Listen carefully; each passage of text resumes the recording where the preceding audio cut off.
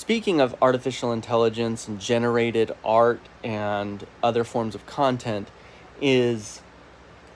it's been a fascinating experience for me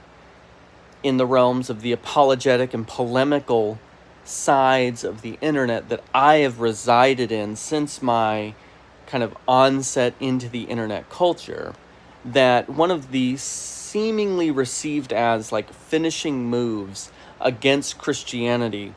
by atheists, even the really erudite, intellectual atheists, has been criticism of the texts of Christianity, the Bible, the Old Testament and New Testament,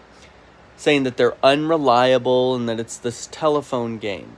And what they'll say is that it would be so much more convincing, it would be so much more effective if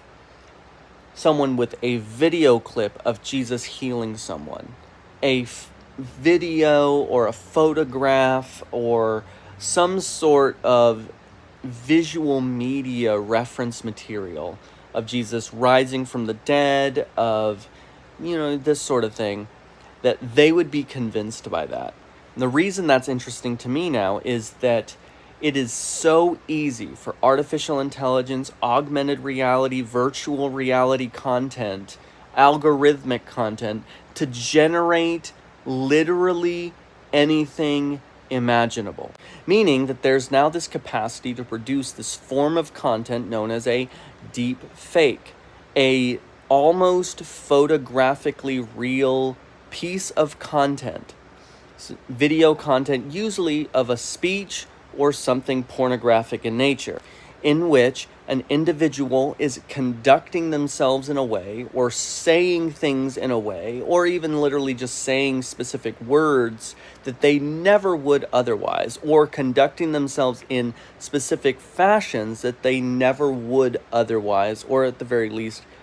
up until now, haven't. And it is usually intended in some sort of defamatory or discreditatory fashion. And so my response back then is the same response that I have now, that it is not the end-all be-all of verifying a claim. And it is especially not as reliable of a source material as we wish that it were. And then on top of all of that, it is not nearly as persuasive as a mechanism as if we wish it were.